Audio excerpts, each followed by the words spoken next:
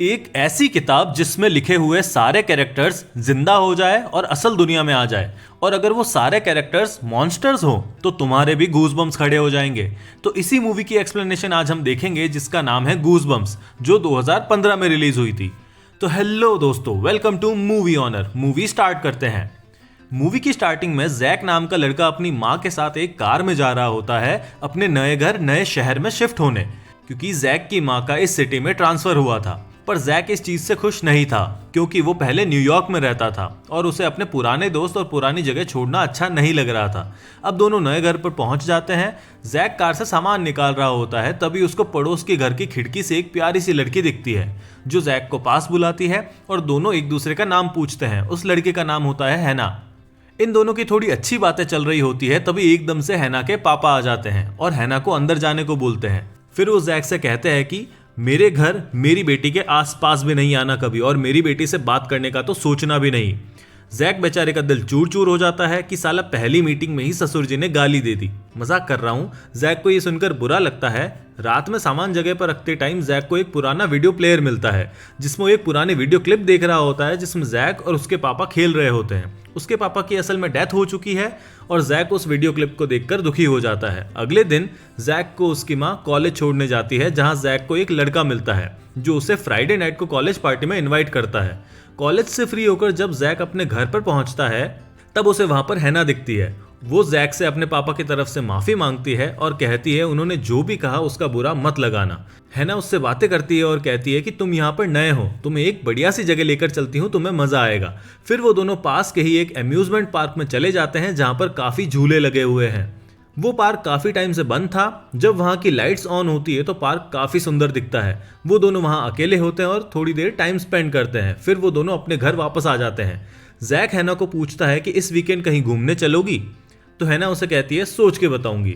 तभी हैना का डैड फिर से आ टपकता है और वो जैक को धमकी देता है कि तुम्हें पहले भी मना किया था, अब भी बोल रहा हूं, अगर यहाँ दिखा मेरी बेटी के पास तो हालत खराब कर दूंगा तेरी। वो बेचारा डर के चुपचाप चला जाता है अपने रूम में और अच्छे बच्चे की तरह पढ़ाई करने लगता है। तभी उसको पड़ोस के घर से एक आवाज आती है, हैना और उसके डैड की। हैना रो रही थी और उसके डैड उस पर चिल्ला रहे थे कि तुम अब घर से बाहर नहीं निकलोगी। अब जोर जोर से आवाजें आने के कारण जैक सोचता है कि हैना को उसका बाप मार रहा है, तो वो पुलिस को कॉल कर देता है। पुलिस वहां पर आती है तो हैना का बाप कहता है कि हैना तो 2 दिन से यहाँ पर है ही नहीं, वो अपनी माँ के साथ सिटी के बाहर गई है। जैक कहता है कि ये आदमी एकदम ही झूठा है, मैंने उससे अभी बातें करी है। पुलिस घर की जांच करती है पर वहां पर हैना नहीं मिलती, तो वो चली जाती है। फिर जैक की माँ हैना के बाप से माफी मांगती है जो ये कुछ भी हुआ उसके लिए। पर जैक को डाउट था और वो सोचता है कि हैना की हेल्प कैसे करे, तो वो अपने उसी बंदे को बुलाता है जो कॉलेज में उसे मिला था। जैक उस लड़के को बोलता है कि मेरे पड़ोस वाले घर में एक बाप अपनी बेटी को बंद करके रखता है, तो हमें उसे बचाना होगा। साला हीरो बन रहा है, लड़की का चक्कर है बाबू भैया। देखते ही देखते हैना के डैड अपने घर से कहीं बाहर जाते हैं और वो दोनों सोचते हैं कि अभी घुसना ज़्यादा सही रहेगा। वो चुपके से घर में घुसते हैं पर ढूंढने पर हैना नहीं मिलती। अब वो देखते हैं बेसमेंट में जहाँ पर काफ़ी सारे ट्रैप्स लगे हुए थे।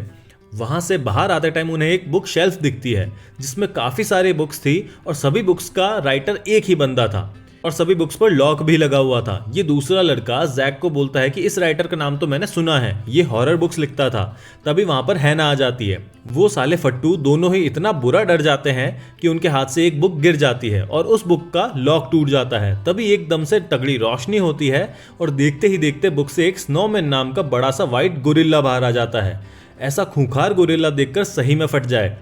वो उस बंदे पर अटैक करने वाला होता है पर जैक उसे बचा लेता है। गोरिल्ला सब चीजें तोड़कर घर से बाहर भाग जाता है और इधर सारी बुक्स भी नीचे गिर जाती है और साथ ही एक बुक का लॉक भी खुल जाता है।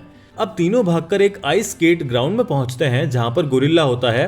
हैना कहती है कि इसे फिर से इस बुक में डालना होगा। वो जैसे ही बुक खोलने वाली होती है तभी गोरिल्ला उसे टक्कर मार देता है और हैना के हाथ से बुक नीचे गिर जाती है। अब तीनों जान बचाकर भागते हैं और एक जगह छुप जाते हैं। अब गोरिल्ला उनके पीछे पड़ा है पर एकदम से गोरिल्ला गायब होने लगता है। हमें दिखता है कि हैना के पापा ने वो बुक खोल दी है और देखते ही देखते गोरिल्ला उस बुक में चला जाता है। अब चारों वापस कार में जा रहे होते हैं और हैना का बाप उन सभी पर काफी गुस्सा भी कर रहा होता है। तभी जैक को डाउट होता है कि कहीं ये ही तो उन सारी बुक्स का राइटर नहीं। अब जब वो घर पहुंचते हैं तो हैना का फादर जैक को बोलता है जो कुछ देखा सब दिमाग से निकाल दो, भूल जाओ, ऑल्ट F4 डिलीट, तुमने कुछ नहीं देखा। तो जैक कंफ्यूजन में रहता है और वो जोर से बोलकर पूछता है कि आखिरकार चल क्या रहा है, ये सब हुआ कैसे, बताओ चुपचाप। तो हैना का बाप उसे बताता है कि जब मैं छोटा था तो मुझे एक एलर्जी थी जिससे मैं घर से बाहर नहीं जाता था और मेरे अकेलेपन में ही ये मैं सारी बुक्स लिखता था और काफ़ी सारी बुक्स मैंने उसी अकेलेपन में लिखी है। पर पता नहीं अब कैसे इन भूतिया बुक्स के सारे कैरेक्टर्स जिंदा होने लगे हैं, इसलिए मैं इन बुक्स पर लॉक लगा कर रखता हूँ। अब हैना को उसके पापा बोलते हैं कि यहाँ रहना अब सेफ नहीं है, हमें सिटी चेंज करनी होगी। तभी उन्हें दिखता है कि एक बुक खुली है जिसके बाहर एक पपेट टॉय बैठा हुआ है जिसका नाम होता है स्लैपी। हैना का बाप चालाकी से स्लैपी को बुक में डालने की कोशिश करता है, पर यह स्लैपी बहुत ही चालाक और खतरनाक कैरेक्टर है। ये उस बुक को ही जला डालता है और छोटे छोटे वुडन टॉयज की एक आर्मी रेडी करता है। अब जैक और उसका दोस्त मिलकर इन सबको माइक्रोवेव में डालकर जला देते हैं, पर वो फिर से नए बन जाते हैं मानो कुछ हुआ ही ना हो। वो सब अपनी जान बचाकर वहां से भागते हैं। बाहर आने पर देखते हैं कि स्लैपी ने सारी बुक्स खोलकर उनके सारे कैरेक्टर्स को बाहर निकाल दिया है और सभी बुक्स को भी जला दिया है और उन सारे मॉन्स्टर्स ने चारों तरफ तबाही मचा दी है। अब इन सभी को टेंशन होने लगती है कि इन चीज़ों को रोके कैसे। तब अपना बंदा जैक लगाता है दिमाग। वो कहता है हैना के बाप से कि एक ऐसी नई बुक लिखो जिसमें लास्ट में सारे कैरेक्टर्स उस बुक में फिर से चले जाते हैं, जिससे ये प्रॉब्लम सॉल्व हो जाएगी। अब हैना का बाप कहता है कि आइडिया तो धांसू है, पर एक दिक्कत है कि जिस टाइपराइटर में ये स्टोरीज टाइप करता था वो मैंने कॉलेज में छुपा रखा है ताकि मैं फिर से ऐसा कुछ ना करूं। तो अब उस टाइपराइटर को लेने हमें कॉलेज जाना होगा। जब ये सारे कार में कॉलेज जा रहे होते हैं तभी बीच में एक बड़ा सा मॉन्स्टर कीड़ा वहां आ जाता है जो उनकी कार को काफी डैमेज भी करता है। तभी वो कार से निकलकर पास के स्टोर में चले जाते हैं। इधर कीड़ा पूरी गाड़ी को तोड़ देता है। अब किस्मत खराब हो तो इनके जैसी। उस मॉल में एक मॉन्स्टर वेयरवुल्फ पहले से ही अपना मस्त डिनर कर रहा था मीट खाकर। अब वो उनके पीछे पड़ जाता है। ये सब कैसे ही करके स्टोर के पीछे वाले दरवाजे से बाहर निकल जाते हैं, पर वेयरवुल्फ दरवाजा तोड़कर बाहर आ जाता है। अब वो उनके पीछे आने लगता है, पर तभी जैक की आंटी जो इसी शहर में रहती है वो गाड़ी लेकर आती है और उस वेयरवुल्फ को जोरदार टक्कर मारती है कि बेचारा उड़कर डस्टबिन में चला जाता है। जैक उसकी आंटी को बोलता है कि उसकी मम्मी के पास जाए, उनका ध्यान रखे। फिर वो सब पैदल निकलते हैं क्योंकि गाड़ी तो कीड़े ने खा ली। वो जाते हैं कब्रिस्तान से होते हुए। वहां पर जैक को दिखता है कि हैना मूनलाइट में चमक रही थी।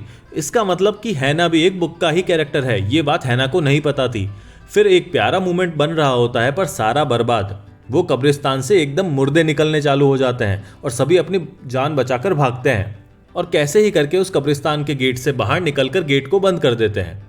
अब वो सारे कॉलेज पहुंच जाते हैं और टाइपराइटर ढूंढने लगते हैं। तब जैक अकेले में हैना के बाप से पूछता है कि हैना भी एक कैरेक्टर तो नहीं।